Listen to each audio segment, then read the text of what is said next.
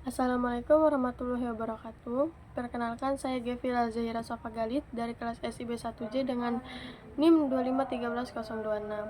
Nah, kali ini saya akan membahas mengenai e-commerce di Indonesia sebagai salah satu bentuk penerapan sistem informasi yang sangat dekat dengan kehidupan kita sehari-hari. Nah, E-commerce merupakan kegiatan jual beli barang maupun jasa yang dilakukan secara online dengan bantuan internet dan teknologi informasi. Di Indonesia sendiri, e-commerce berkembang sangat pesat terutama dengan hadirnya platform seperti Gojek, Shopee, dan Traveloka yang sering kita gunakan. Nah, tujuan dari video ini sendiri yaitu untuk menganalisis dan membandingkan sistem informasi e-commerce pada Gojek, Shopee, dan Traveloka, khususnya dari sisi modul utama e-commerce, transaction processing system atau TPS, serta sistem pembayaran digital yang digunakan oleh masing-masing platform.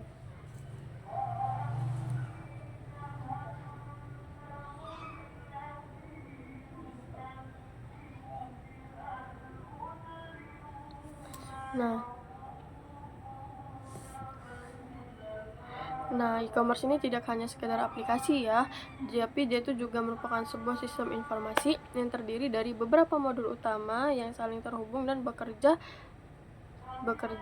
sama. Nah, contohnya modul yang pertama nih, ini kan ada manajemen produk. Nah, manajemen produk itu bagian yang berfungsi untuk mengelola data produk atau layanan yang ditawarkan seperti nama produk, harga, dan deskripsi. Modul ini tuh juga penting ya, agar informasi yang diterima oleh pengguna itu tetap akurat. Lalu modul berikutnya yaitu pemesanan. Nah, ini proses saat pengguna memilih produk atau layanan, lalu memasukkannya ke keranjang hingga melakukan check out. Nah, modul ini berperan besar karena berkaitan langsung dengan pengalaman pengguna. Selanjutnya yaitu pembayaran. Nah, pembayaran ini berfungsi untuk memproses transaksi secara aman dan tercatat dalam sistem. Pembayaran juga harus terintegrasi dengan baik agar tidak terjadi kesalahan saat transaksi. Lalu yang keempat yaitu inventaris. Nah, inventaris ini tuh digunakan untuk mengatur ketersediaan stok produk. Modul ini tuh membantu penjual mengetahui jumlah barang yang tersedia secara real time. Selain itu, ada pengiriman. Nah, ini tuh mengatur proses pengantaran barang atau layanan ke pengguna. Lalu selanjutnya yaitu layanan pelanggan. Nah, layanan pelanggan ini tuh membantu menangani pertanyaan, keluhan, maupun masalah dari pengguna. Lalu yang terakhir yaitu analitik dan laporan. Nah, ini tuh digunakan untuk melihat data transaksi dan membantu pengambilan keputusan. Seperti itu. Nah, lalu selanjutnya yaitu analisis TPS.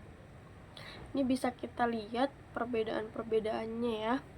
Nah, TPS itu sendiri tuh merupakan sistem yang berfungsi untuk memproses transaksi yang terjadi setiap hari dalam jumlah besar. TPS sendiri nih, dia itu harus memiliki kecepatan dan akurasi yang tinggi karena berhubungan langsung dengan data interaksi pengguna. Contohnya nih, pada Gojek. Nah, TPS-nya itu digunakan untuk memproses transaksi jasa seperti pemesanan transportasi, makanan, dan layanan lainnya. Proses transaksi pada Gojek ini tuh berjalan secara real time. Artinya, sistem tuh langsung memproses pesanan dan pembayaran saat itu juga. Lalu selanjutnya itu Shopee. Nah, TPS di sini tuh fokusnya pada transaksi barang. Nah, Shopee ini menangani volume transaksi yang sangat besar setiap harinya, mulai dari pemesanan, pembayaran, hingga konfirmasi pesanan. Oleh karena itu, TPS pada Shopee harus mampu menangani data dalam jumlah besar tanpa mengalami gangguan. Lalu yang terakhir yaitu Traveloka. Nah, ini tuh untuk transaksi tiket dan reservasi. Contohnya seperti tiket pesawat, hotel, dan transportasi lainnya. TPS pada Traveloka ini membutuhkan tingkat akurasi yang tinggi karena kesalahan kecil itu dapat berdampak banget pada jadwal perjalanan pengguna. Nah, jadi dari perbandingan yang tadi ya, dapat kita lihat bahwa meskipun sama-sama menggunakan TPS, setiap platform memiliki fokus dan kebutuhan sistem yang berbeda sesuai dengan jenis layanannya. Seperti itu.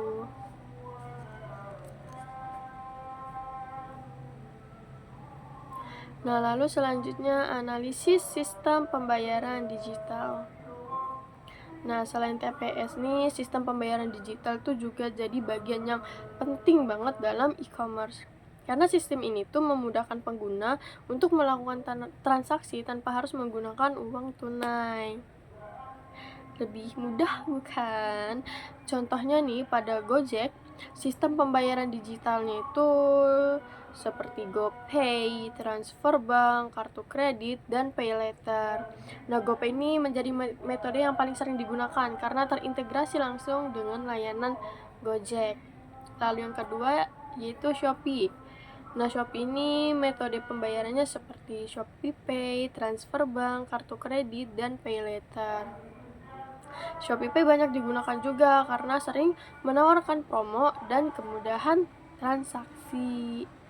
Lalu selanjutnya yaitu Traveloka yang terakhir. Ada Traveloka Pay, transfer bank, kartu kredit, dan pay later. Nah, sistem pembayaran ini tuh dirancang untuk mendukung transaksi tiket dan reservasi yang membutuhkan konfirmasi yang cepat begitu. Jadi dari ketiga platform tersebut dapat disimpulkan bahwa metode pembayaran yang digunakan itu hampir sama. Ya kan, dapat kita lihat nih, hampir sama semua, transfer bank, kartu kredit, pay later, seperti itu.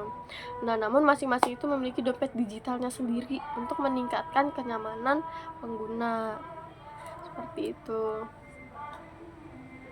Lalu slide yang terakhir nih, sudah sampai di kesimpulan. Jadi berdasarkan hasil analisis dapat disimpulkan bahwa Gojek, Shopee, dan Traveloka ketiganya ini tuh sudah menerapkan sistem informasi e-commerce dengan baik melalui penggunaan modul utama, TPS, dan sistem pembayaran digital.